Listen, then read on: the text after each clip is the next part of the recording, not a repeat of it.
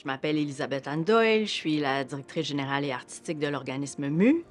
MU, c'est un organisme de bienfaisance qui embellit Montréal par un projet d'art dans l'espace public depuis 20 ans déjà. On s'en va dans les quartiers puis on embellit les milieux de vie des gens, donc on sent quand même fréquemment qu'on a un impact dans le quotidien des personnes. Je sens que MU a eu beaucoup d'impact auprès des femmes et des filles, notamment par notre programme de mentorat auprès d'étudiantes en beaux-arts à Concordia et à l'UQAM qui travaillent avec nous tout l'été, qui sont assistantes muralistes et qu'on aide à professionnaliser.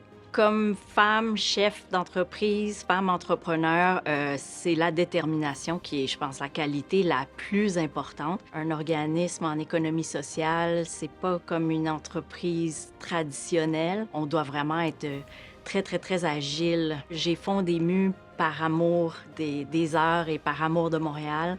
Donc, à chaque fois, c'est comme une lettre d'amour qui se renouvelle. Il n'en demeure pas moins que c'est beaucoup de travail, que l'avenir n'est jamais assuré. Le financement demeure précaire pour tous les gestionnaires, tous les dirigeants d'organismes communautaires. Donc, la reconnaissance d'avoir des prix qui nous disent bravo, les efforts sont reconnus, puis avoir des pairs de d'autres domaines, des femmes qui te reconnaissent, ça me touche beaucoup et ça me rend très fière. My name is Helene Klodusky.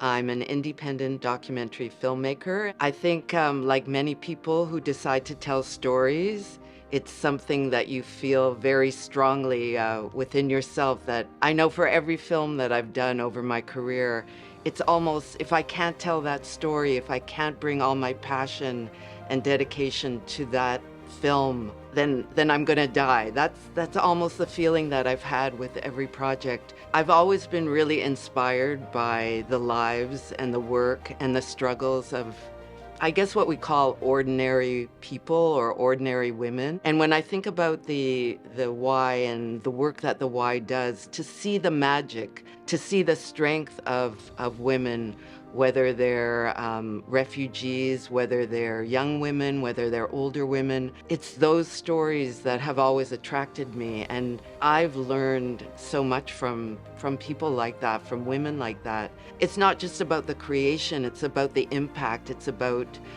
sharing these stories with the world. For those young women who want to make film and want to create media, I'm with you in spirit. I know how hard it is, but I think it can still be done. We need your smarts, we need your energy to help us understand the world and to really use older filmmakers and older women in this case. Knock on their door, ask if they can meet for a coffee. There's so many of us that went through years of struggle making our films that would love to support you and help you. Je suis Chantal Bernatchez, flexipreneur, c'est-à-dire ingénieure à temps plein et entrepreneur à temps partiel. Je suis une passionnée de développement durable et d'économie circulaire qui a changé ma façon d'être et d'agir dans mon parcours. Pour être engagé dans son milieu, il faut d'abord aller à la découverte des autres, la découverte des humains. Puis moi, ce qui a changé mon parcours, en fait, c'est une expérience de coopération internationale au Burkina Faso. Donc, je suis partie à l'âge de 21 ans, 3 mois, aider les femmes dans la filière beurre de karité. Et ça a changé vraiment ma vision du monde. C'était ce que j'appelle mon premier saut en parachute, c'est-à-dire d'affronter mes peurs de l'inconnu. Je me suis toujours dit que j'avais tout ce qu'il faut pour réaliser mes rêves. Il fallait juste que je m'entoure des bonnes personnes et que je réalise ce que j'avais à faire. Moi, j'étais une fille très timide. Tu sais, quand on dit « il n'arrive jamais rien pour rien dans notre parcours » puis on rencontre les bonnes personnes au bon moment, il y avait mon professeur de catéchèse au secondaire qui me dit « Chantal, en secondaire 5, tu devrais être la présidente de l'école. » C'était mon professeur papillon parce qu'il m'a permis de passer de sortir de mon cocon, ma chenille, et devenir un papillon en affrontant ma première peur de parler en public. Traverser cette frontière-là m'a permis de traverser une vraie frontière physique qui est de connaître l'Afrique, puis de revenir avec une autre lunette ici comme ingénieur, puis changer ma façon d'être et d'agir. Mon leitmotiv, en fait, c'est « Il ne t'est jamais donné un rêve sans le pouvoir de le rendre réalité. » Mais il faudra quand même que tu y mettes les efforts et que tu t'entoures des bonnes personnes pour le faire. Donc, c'était Richard Bach, un aviateur américain, qui avait dit ça. Et ça m'est toujours resté. Je m'appelle Amélie Sigouin, je suis la directrice générale et cofondatrice des Maisons Bleues.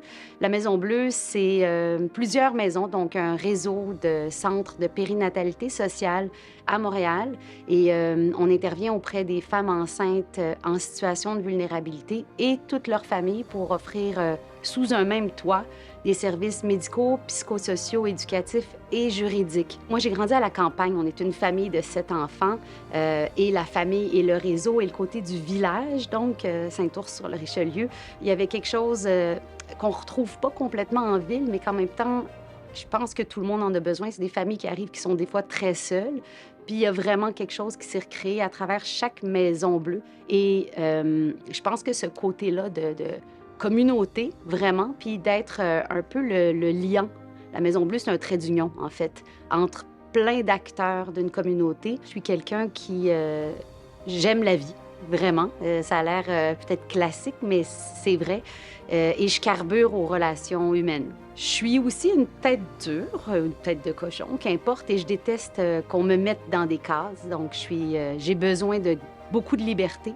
Et je pense que c'est ce que je souhaite aux mamans qu'on accompagne, aux équipes avec qui je travaille, aux partenaires avec qui je travaille. Donc, ça m'a permis de travailler autrement des modèles qui étaient à travailler en termes d'innovation sociale. Je pense que c'est ce qui a fait la force, en fait, du modèle de la Maison Bleue. Ce que je dirais aux jeunes femmes, c'est de se faire confiance, de ne pas se laisser limiter par des cases, et puis de se rappeler toutes les forces qu'on a en nous. Et voilà, je pense qu'être une femme entrepreneur sociale, c'est merveilleux. Puis je pense qu'on a toute la possibilité de faire notre place dans ce milieu-là. Mon nom, c'est Nathalie Maltais. Je suis professeure agrégée au département des sciences de la santé de l'Université du Québec à Rimouski, au campus de Lévis. Je suis vraiment, vraiment honorée d'avoir ce prix-là de femme émérite pour l'innovation et la recherche. Au départ, j'étais infirmière, puis si on m'avait dit, quand j'avais 18 ans, tu vas devenir chercheur, j'aurais dit, ben oui, c'est vrai. J'avais pas vraiment des bonnes notes, puis c'était très difficile pour moi le scolaire, mais j'étais vraiment déterminée, puis passionnée, puis curieuse. Je voyais également les différences que je faisais avec les familles, puis je voulais toujours en faire plus, puis rejoindre plus de monde. Fait que je me suis dit, bon, c'est bien beau, infirmière, je fais une différence. Mais là, je voulais aussi transmettre aux autres. Fait que là, en étant professeure, puis en faisant de la recherche en prévention du suicide auprès des jeunes, ben je vois vraiment que là, il y a une grosse impact. J'avais quelqu'un qui m'avait déjà dit, tu seras jamais une bonne infirmière, puis tu seras pas capable. Fait que moi, je me dis, croire en ses rêves, puis vraiment s'impliquer, puis croire en notre potentiel. Puis moi, je pense que l'humain, il évolue tout le temps. Fait que c'est pas vrai qu'il faut être vu juste à ce moment-là, à cette période-là. À 18 ans, ben moi, j'étais comme les autres de 18 ans. J'étais pas organisée comme les mamans qui avaient 28 ans puis qui étaient des infirmières déjà en devenir. Fait qu'il faut que tu laisses la chance aux coureurs. Les gens, c'est tous comme des poupées russes. Il y a toujours quelque chose d'autre aussi qui vivent, puis c'est comme important de s'en rendre compte. Fait que moi, si je peux laisser ça à la nouvelle génération, bien, je vais être vraiment contente. Puis quand je suis professeure, j'essaye de m'imprégner de ça, puis qu'ils comprennent que oui, c'est une étape dans leur vie. Tous les parcours sont beaux, puis en autant qu'on croit en ce qu'on fait, puis qu'on développe nos habiletés, puis tout ça, bien, je trouve ça important, puis on redonne après ça aux autres.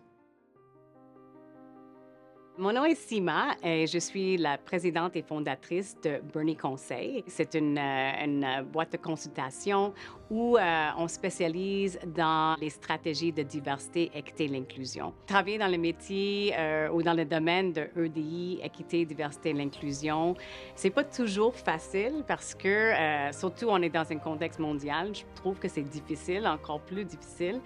Et je pense que ça prend quand même le courage de le faire. De oser, de continuer à pousser.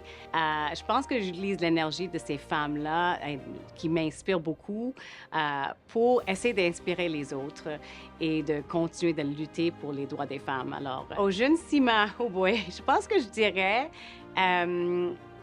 de vraiment oser, de ne pas avoir peur d'utiliser ta voix parce que c'est sûr qu'on est quand même dans un monde qui peut être intimidant, surtout pour une femme de couleur. Donc, c'est important quand même d'utiliser notre voix et je crois que on utilise notre voix, mais les autres sont prêts à écouter quand même. C'est juste qu'il faut prendre notre place, il faut continuer à oser. Et je dirais, le jeune Sima, c'est tout à fait normal d'être nerveuse, d'avoir ce syndrome d'imposteur qu'on parle beaucoup. Maintenant, je suis plus âgée.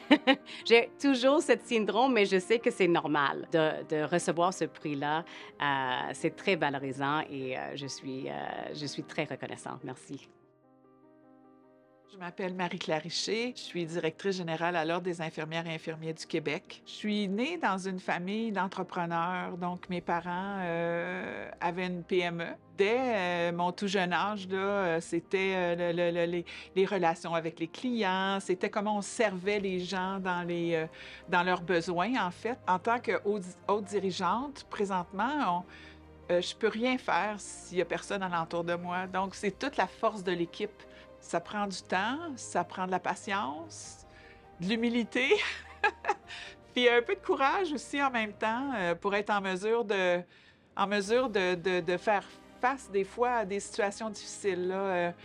Mais je pense que c'est l'humain, c'est toujours l'humain au cœur de ça. La place des femmes dans l'entrepreneuriat, pour moi, est importante. On doit continuer à persévérer dans la solidarité, puis ça, pour moi, c'est extrêmement important, la solidarité féminine.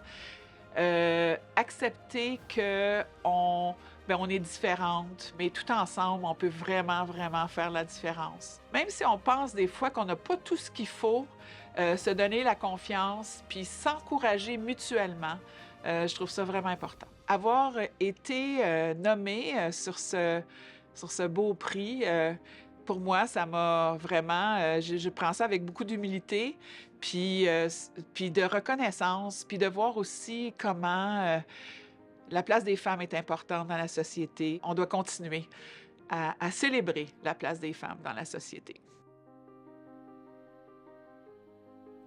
Allô, c'est Marie-Philippe Poulain. Je suis honorée de recevoir Prix Femmes de mérite 2025 dans la catégorie Santé, Sport et Mieux-être.